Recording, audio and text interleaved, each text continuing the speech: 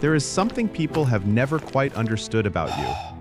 You come home after a day with other people, a good day even, and something is gone.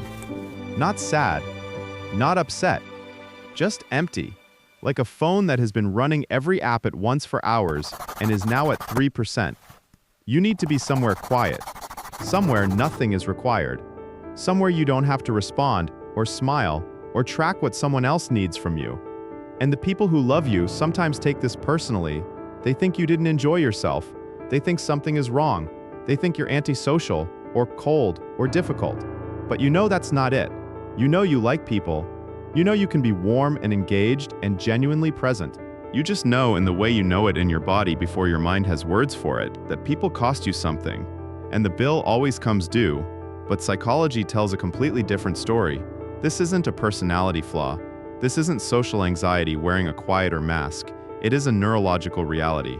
And there are 6 rare psychological traits that explain exactly why certain people lose energy around others and why solitude isn't antisocial. It's survival. Trait 1, your brain is already running at a higher baseline, and people turn the volume up further. Here's what most people don't know about introversion. It has almost nothing to do with shyness and everything to do with arousal. Not in the way people joke about, but in the neurological sense.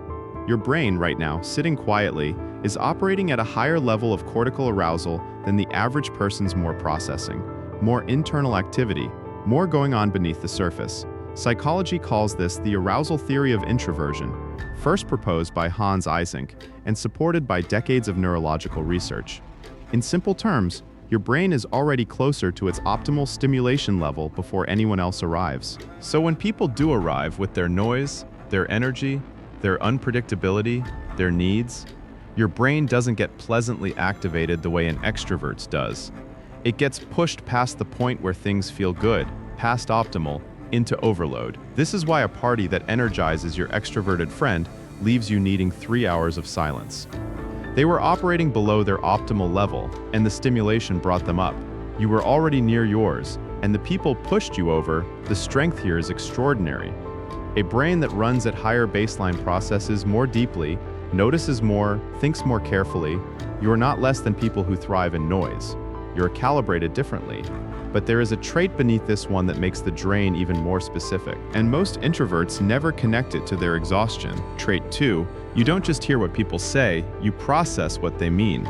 Most people in a conversation are tracking the surface, the words, the topic, the basic social transaction.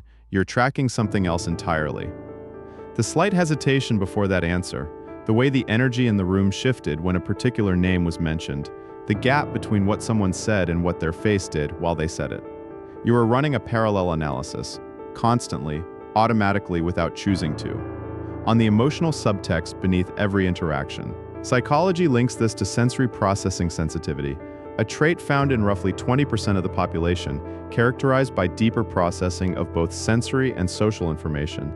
In simple terms, your nervous system is collecting and analyzing significantly more data per social interaction than the average person's.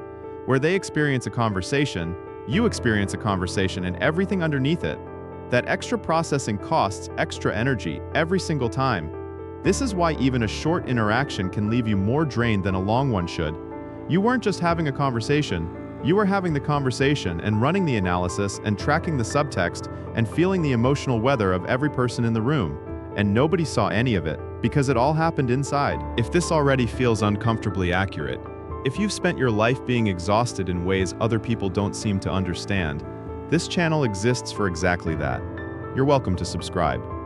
The next trait is the one most introverts find hardest to admit. Trait 3. In social situations, you're always performing even when you don't mean to be. This is the one most people never name, because it doesn't feel like performing. It feels like just being around people. But your nervous system knows the difference. When you're alone, something in you relaxes that you didn't know was tense. The monitoring stops. The self-awareness quiets. The part of you that is tracking how you're coming across, whether you said the right thing, whether your face is doing something appropriate, it finally gets to rest. In social situations, that part never rests. Psychology calls this social self-monitoring, the ongoing process of observing and regulating your own behavior in response to social cues. High self-monitors and introverts tend to score significantly higher on this, are constantly running an internal review process alongside the actual interaction. In simple terms, you're doing two things at once, always being present, and watching yourself being present, and that second process, invisible to everyone around you, is exhausting. This is not self-consciousness in the anxious sense. This is a nervous system that learned, somewhere along the way, that social environments require careful navigation, and it has never stopped navigating. It's late afternoon. You've been with people all day, good people you actually like, and you're in the car now driving home, and you realize you haven't thought your own thoughts in hours. Not really. Every thought has been in relation to someone else, what they need, what they meant, how to respond, how you came across, and now, in the quiet of the car, something starts to come back, something that is just you, not you in relation to anyone, just you. And you feel the relief of it so strongly that it almost aches. That is not antisocial. That is a nervous system returning to itself after hours of operating in service of everyone else. That is what it costs. Trait 4. You absorb the emotional states of the people around you and carry them home.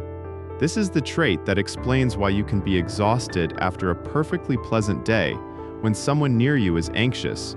Something in your nervous system resonates with their anxiety. When someone is tense, you feel the tension before they've said a word. When the mood in a room shifts, you feel the shift, immediately, physically, before your mind has named it. Psychology calls this emotional contagion, the neurological process by which your nervous system mirrors the emotional states of those around you in introverts with high sensory processing sensitivity. This process runs especially deep. You don't just notice other people's emotions, you carry them. And at the end of a day with people, you're not just tired from the interactions, you're tired from everything you absorbed during them, the accumulated emotional weight of every person you were near, the anxiety they didn't express, the tension they were holding, the undercurrent of everything that was present but unspoken. You felt all of it, even when nobody knew you were feeling it, even when you didn't know you were feeling it. The cost is real, the weight is real, and the only thing that releases it is time alone, time for your nervous system to slowly, quietly put down what it picked up. And then there's trait 5. This one explains why certain kinds of people cost more than others. Trait 5. Not all social situations drain you equally, and the difference tells you something important. You've probably noticed this. Some people leave you more exhausted than others. Some environments take twice as long to recover from. Some interactions feel fine in the moment and devastating an hour later. This isn't random. Psychology links this to what researchers call cognitive load, the total amount of mental processing a given situation requires. For you, certain social environments generate significantly higher cognitive load than others. Large groups where you can't have real conversations, situations where the social rules are unclear and require constant calibration. People who are emotionally unpredictable and require continuous monitoring. Interactions where you feel you cannot be fully yourself and must maintain a version of yourself that is more acceptable, more legible, more socially convenient. These situations don't just cost more energy, they cost a specific kind of energy, the kind that takes the longest to restore, because you weren't just being social, you were being social while simultaneously managing the gap between who you are and who the situation required you to be. That gap is where the real exhaustion lives. Trait 6. Solitude isn't where you go when you're done with people. It's where you go to become yourself again. This is the trait that almost nobody names. The world treats your need for solitude as a preference, a quirk, an antisocial tendency to be managed or apologized for, but psychology tells a completely different story. For people like you, solitude is not the absence of something. It is the presence of something essential. It is where the self-monitoring stops, where the emotional contagion clears, where the accumulated weight of other people's moods and needs and energies slowly, quietly releases. Where your own thoughts, your actual thoughts, not the thoughts you were having in response to someone else, finally have room to exist. Psychology calls this restoration, the process by which certain environments replenish depleted cognitive and emotional resources.